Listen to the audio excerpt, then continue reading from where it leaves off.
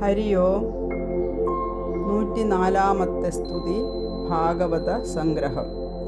ഇത് ഭാഗവതത്തിൽ 12-ാമത്തെ സ്കന്ധം 12-ാമത്തെ അധ്യായം 1 മുതൽ 68 വരെ ശ്ലോകങ്ങൾ. ഭാഗവത സപ്താഹം കേട്ടിട്ട് നിറഞ്ഞ പൂർണ്ണ മനസ്സോടെ വേണം എല്ലാവരും പോകാൻ. എന്തെങ്കിലും പ്രകരണം കേൾക്കാൻ വിട്ടുപോയിട്ടുണ്ടെങ്കിൽ അത് മുഴുവനും കേൾക്കാൻ പറ്റിയില്ലല്ലോ എന്നൊരു വിഷമം ഒരാൾക്കും ഉണ്ടാകരുത്. ഭാഗവതം മുഴുവനായിട്ട് എനിക്ക് കേൾക്കാൻ സാധിച്ചു എന്ന നിറഞ്ഞ മനസ്സോടെ വേണം സപ്താഹ സമർപ്പണം. അതിനാണ് ഗുരുനാഥൻ ഇങ്ങനെ ഒരധ്യായം നമ്മുടെ മുമ്പിൽ വെച്ചത്.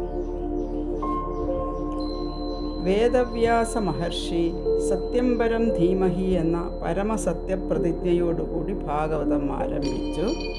പരമസത്യമായ ഭാഗവതത്തിലേക്ക് എൻ്റെ ബുദ്ധി ചേർന്ന് നിൽക്കട്ടെ എന്ന പ്രാർത്ഥനയോടുകൂടി ആരംഭിച്ചതായ ഭാഗവതം നൈമിഷാരണ്യ പുണ്യഭൂമിയിലേക്ക് ശൗനകാദി യോഗീശ്വരന്മാർക്ക് മുമ്പിലേക്ക് ഉഗ്രശ്രവസ് എന്ന ഭാഗവതാചാര്യൻ കയറി വരുന്ന രംഗത്തോടു കൂടിയാണ് ആരംഭം. ഭഗവത് കഥകളാകുന്ന 6ഓളം ചോദ്യങ്ങൾ ശൗനകാദി മഹർഷികൾ ചോദിച്ചപ്പോൾ ഇതിനുള്ള മറുപടി ഭാഗവതമാണെന്ന് സൂതൻ പറയുന്നതും ശുകപരീക്ഷ സംവാദ രൂപത്തിലുള്ള ഭാഗവതത്തെ പറയാൻ പുറപ്പെട്ടപ്പോൾ വ്യാസഭഗവാൻ ഭാഗവതം രചിക്കാനുള്ള കാരണമെന്ത് എന്ന് ചോദിക്കുകയും നാരദവ്യാസ സംവാദ രൂപത്തിൽ വേദവ്യാസ മഹർഷി ഭാഗവതത്തെ വേദവ്യാസ മഹർഷിക്ക് ഭാഗവതത്തെ നാരദർ ഉപദേശിക്കുന്ന രൂപത്തിലും പിന്നീട് പാണ്ഡവ കഥകൾ പറഞ്ഞ് ഭഗവത് തത്വത്തിലേക്ക് ഭാഗവതത്തിലേക്ക് വ്യാസഭഗവാൻ പ്രവേശിക്കുമ്പോൾ അവിടെ പാണ്ഡവന്മാരുടെ പരമഭക്തിയും പാണ്ഡവന്മാരുടെ മഹാപ്രസ്ഥാനവും പിന്നീട് പരീക്ഷിത്ത് എന്ന പാണ്ഡവ പൗത്രൻ്റെ ചരിത്രവും കാണാം. പ്രപഞ്ചത്തിൻ്റെ നിസ്സാരത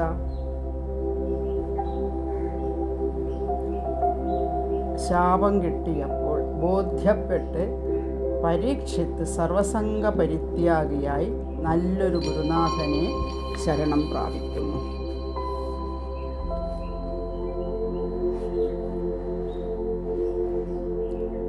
പത്തധ്യായങ്ങളുള്ള ദ്വിതീയ സ്കന്ധത്തിലേക്ക് പ്രവേശിക്കുമ്പോൾ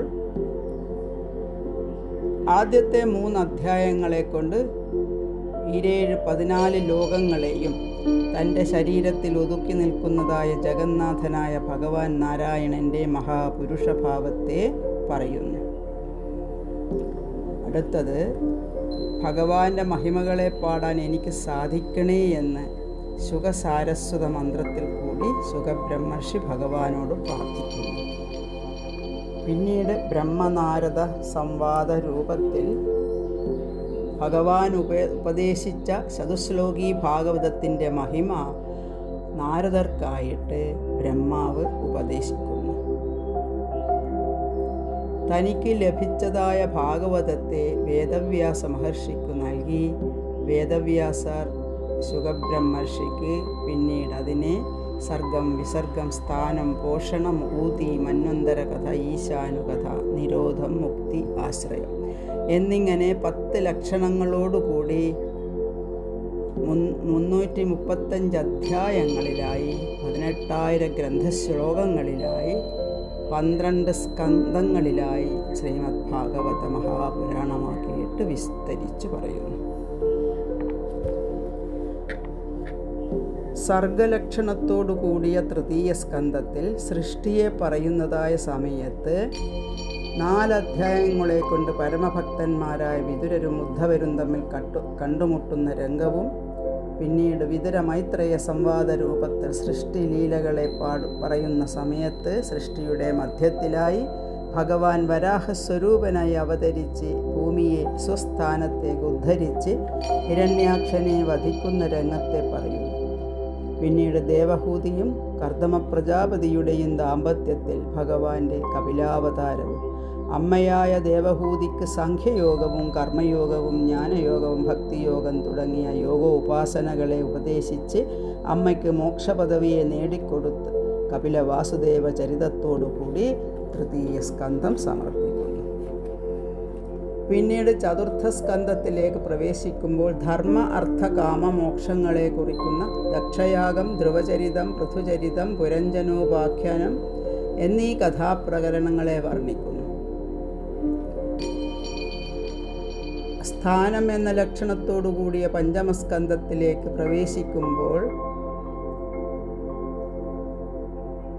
26 അധ്യായങ്ങളിലായി ഭഗവാൻ നിറഞ്ഞു നിൽക്കുന്ന ഈ പ്രപഞ്ചത്തെ മുഴുവൻ വിസ്തരിക്കാനായി ആദ്യം പ്രിയവ്രതചരിതം, ആഗ്നീന്ദ്രചരിതം, ഭഗവാന്റെ ഋഷഭാവതാരം, ഋഷഭോപദേശം, ഭരതൻ്റെ ചരിതം, ഭദ്രകാളി അവതാരം, ഭരതരഹൂഗണ സംവാദം, ഭൂഗോള ജ്യോതിർഗോള ഗ്രഹനക്ഷത്ര ലോകങ്ങളെ പറഞ്ഞ് 14 ലോകങ്ങളെയും തൻ്റെ 1000 ഫണങ്ങൾക്ക് മുകളിൽ കടുകുമണി പോലെ ഉയർത്തി നിൽക്കുന്നതായ അനന്തമൂർത്തിയുടെ നാമവൈഭവത്തെ പറയുന്നു.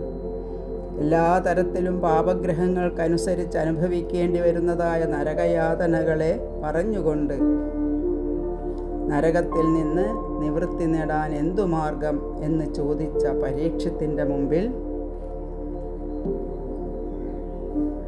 പോഷണം എന്ന ലക്ഷണത്തെ പറയുന്ന 6-ാം സ്കന്ധം ആരംഭിക്കുമ്പോൾ നാരായണ നാമത്തിൻ്റെ വൈഭവത്തെ വ്യക്തമാക്കി പറയുന്ന നാമപുരാണമായ ഭാഗവതത്തിൽ അജാമിള ചരിതം എന്ന പ്രകരണത്തെ പറഞ്ഞുകൊണ്ട് വൃത്രാസുര ചരിതവും വൃത്രാസുരൻ്റെ പൂർവജന്മത്തെ പറയുവാൻ ചിത്രകേതു രാജാവിൻ്റെ ചരിതവും മരുതുൽപ്പത്തി എന്ന പ്രകരണവും പറയുന്നു.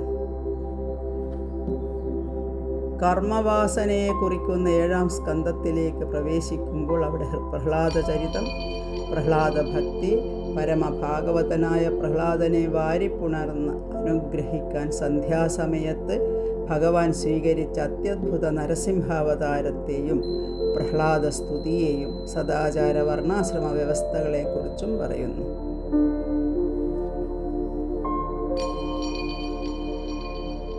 കാലാധിപന്മാരായ മധുവിൻ്റെ കഥകളെ പാടുന്ന മന്വന്തര കഥ എന്ന ലക്ഷണത്തോടുകൂടി 8-ാമത്തെ സ്കന്ധത്തിലേക്ക് പ്രവേശിക്കുമ്പോൾ ഗജേന്ദ്രമോക്ഷം, പാലാഴി മഥനം, വാമനാവതാരം, മത്സ്യാവതാരം എന്നീ അവതാര ലീലകളെ വർണ്ണിക്കുന്നു. ഈശ്വരപാദത്തിലാണ് ആനന്ദമെന്ന് കണ്ടെത്തിയ എത്രയോ രാജാക്കന്മാരുടെ കഥകളെ പറയുന്ന ഈശാനുചരിതം എന്ന ലക്ഷണത്തോടു കൂടിയ 9-ാം സ്കന്ധത്തിൽ 2 അധ്യായങ്ങളെ കൊണ്ട് ഇളോപാഖ്യാനം എന്ന ചരിതത്തോടുകൂടി സൂര്യസോമവംശങ്ങളുടെ ഉൽപ്പത്തിയെ വർണ്ണിക്കുന്നു. പിന്നീട് സൂര്യവംശ രാജാക്കന്മാരുടെ കഥകളെ പറയുമ്പോൾ ശര്യാദി ചരിതവും സുകന്യ എന്ന പതിവ്രതയുടെ പാതിവൃത്യ മഹിമയും പിന്നീട് പരമഭാഗവതനായ അംബരീഷൻ്റെ ചരിതവും സകര ഉപാഖ്യാനവും ഖട്വങ്കൻ എന്ന പരമഭാഗവതൻ്റെ ചരിതവും ഭാഗീരഥി എന്ന ഗംഗയെ ഭൂമിയിലേക്ക് ആവാഹിച്ചതായ ഭഗീരഥൻ്റെ പുണ്യവും പറയുന്നു. ഗംഗാസ്മരണം കൊണ്ട് ശുദ്ധീകരിച്ച ഹൃദയത്തിലേക്ക് പരിപാവനമായ ശ്രീരാമചരിതം, അയോധ്യാപതിയായ കൗസല്യാനന്ദനായ രാമകഥകളെ മാധുര്യവും മഹാത്മ്യവും ഒട്ടും ചോർന്നു പോകാതെ 2 അധ്യായങ്ങളിലായി പറയുന്നു. പിന്നീട് പുരൂരവസിൻ്റെ ചരിതത്തോടുകൂടി ചന്ദ്രവംശത്തിലേക്ക് പ്രവേശിക്കുമ്പോൾ ക്ഷത്രിയ ശുദ്ധീകരണത്തെ നടത്തിയതായ പരശുരാമ ചരിതത്തെ പറഞ്ഞ് യയാതി ചരിതവും യയാതിയുടെ മൂത്തപുത്രനായ യദുവംശത്തെയും വർണ്ണിച്ച സമയത്ത് ദേവകീ വസുദേവന്മാരെക്കുറിച്ചും അവർക്ക് 7-ാമതായി സാക്ഷാൽ അനന്തമൂർത്തി ബലരാമനായി അവതരിച്ചതും 8-ാമതായി വൈകുണ്ഠനാഥനായി പന്നകശായിയായി പത്മനാഭൻ പരിപൂർണ അവതാരമായി കൃഷ്ണനായി അവതരിച്ചു എന്നും പറഞ്ഞു. 2 ശ്ലോകങ്ങളെ കൊണ്ട് കൃഷ്ണലീല മുഴുവനായി ശുഖബ്രഹ്മർഷി ചുരുക്കി പറഞ്ഞപ്പോൾ വിസ്തരിച്ച് തനിക്ക് കൃഷ്ണകഥകളെ കേൾക്കണമെന്നാഗ്രഹിച്ച് പരീക്ഷത്തിൻ്റെ മുമ്പിൽ പ്രധാനമായ ഭാഗവതത്തിൽ പ്രധാനമായ ഭഗവാനെ പ്രധാനമായ ഭാഗവതന്മാർക്ക് പ്രധാനമായ കൃഷ്ണാവതാര ലീലകളിലേക്ക് ദശമസ്കന്ധത്തിലേക്ക് പ്രവേശിക്കുമ്പോൾ നിരോധം എന്ന ലക്ഷണത്തോടുകൂടി ആദ്യത്തെ 2 അധ്യായങ്ങളിലെ കൊണ്ട് കൃഷ്ണാവതാര സന്ദർഭങ്ങളെ പറയുന്നു. 3-ാമത്തെ അധ്യായത്തിൽ 8-ാം ശ്ലോകത്തിൽ ഭഗവാന്റെ കൃഷ്ണ അവതാര രംഗത്തെയും പറയുന്നു. അമ്പാടിയിലെ ബാലലീലകളും വൃന്ദാവനത്തിലെ രാസലീലാദി ആനന്ദലീലകളെയും മധുരയിലെ കംസവധലീലകളെയും പറയുന്നു. 16,100 ധർമ്മഭക്തികളോടൊപ്പം ത്രിലോകി ഗൃഹസ്ഥനായി ഭഗവാൻ ദ്വാരകയിൽ ശോഭിക്കുന്നു. ഭഗവാന്റെ ദ്വാരകാലീലകളെ പാടി ഹരിപാദ തീർത്ഥമായ ഗംഗാതീർത്ഥത്തിന് തുല്യം പ്രാധാന്യമുള്ള നാടെന്ന് ഓർമ്മിപ്പിക്കുന്നു.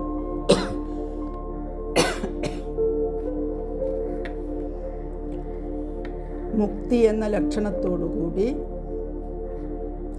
ഏകാദശ സ്കന്ധത്തിലേക്ക് പ്രവേശിക്കുമ്പോൾ യദുകുലത്തിനേൽക്കുന്ന ബ്രഹ്മശാപവും പിന്നീട് ഉദ്ധവർക്ക് ഭഗവാൻ നൽകുന്നതായി ഭാഗവത ധർമ്മോപദേശവും ഉദ്ധവൻ്റെ ബദരീനാഥ യാത്രയും ബലരാമ അവതാര സമർപ്പണവും യദുകുലനാശവും കഴിഞ്ഞ് കൃഷ്ണാവതാര സമർപ്പണവും പറയുന്നു.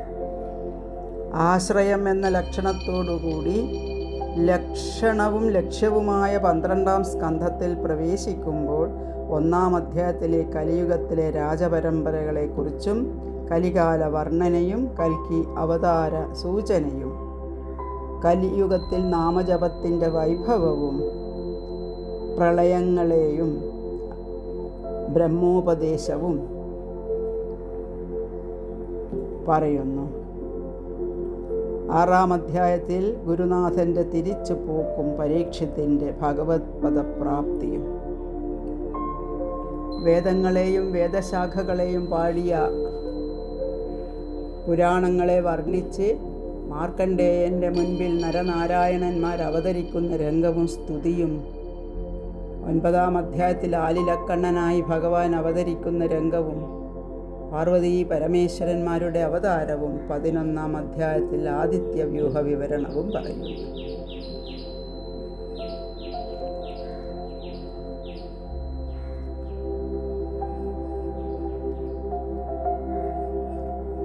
ഈ സകല കഥകളെയും ഒന്നുകൂടി നമ്മുടെ ഹൃദയത്തിലേക്ക് ഓർമ്മിപ്പിക്കുന്ന ഭാഗവത സംഗ്രഹം എല്ലാവരും ശ്രദ്ധയോടെ ഭക്തിയോടെ ശ്രവിക്കുക. ജീവിതത്തിൽ താങ്ങാൻ സാധിക്കാത്തതായ പ്രാരബ്ധം മുൻപിൽ വൻ മതിൽ പോലെ നിൽക്കുമ്പോൾ എല്ലാ തരത്തിലും ഭഗവാന്റെ തിരുനാമം ജപിക്കാൻ സാധിച്ചാൽ എപ്രകാരം സൂര്യോദയ സമയത്ത് സകല കൂരിരുട്ടും ഇല്ലാണ്ടാകുമോ അതേ ഭാവത്തിൽ സകല ദുഃഖങ്ങളിൽ നിന്നും നമുക്ക് നമ്മുടെ മനസ്സ് കരകയറും. ഗോവിന്ദനാമ സങ്കീർത്തനം. ഓം നമോ ഭഗവതേ വാസുദേവായ. കലിമല സംഹതി കാലനോഖിലേശോ ഹരിരിതരത്ര ന ഗീയതേഹ്യഭീഷ്ണം. ഇഹതു പുനർഭഗവാനശേഷമൂർത്തി പരിപഠിതോനുപദം കഥാപ്രസംഗൈഃ. തമഹമജമനന്തമാത്മതത്വം ജഗതുദയസ്ഥിതി സംയമാത്മശക്തിം ദ്വിപദിവിരജശുക്രശങ്കരാദ്യൈഃ തുരവസിതസ്തവമച്യുതം നതോസ്മി. ഉപചിതനവശക്തിവിശ്വാത്മൻ ഉപരചിതസ്ഥിരജംഗമാലയായ ഭഗവത ഉപലബ്ധിമാത്രധാംനി സുദർഷഭായ നമഃ സനാതനായ. സുസുഖനിവൃതചേതാസ്തദ്യുതസ്ഥാന്യഭാവോ അജിതരുചിരലീലാകൃഷ്ടസാരസ്തദീയം വ്യതനുതകൃപയായസ്തത്വദീപം പുരാണം തമഖിലവൃജിനഗ്നം വ്യാസസൂനും നതോസ്മി. ശ്രീ ഗുരവേ നമഃ.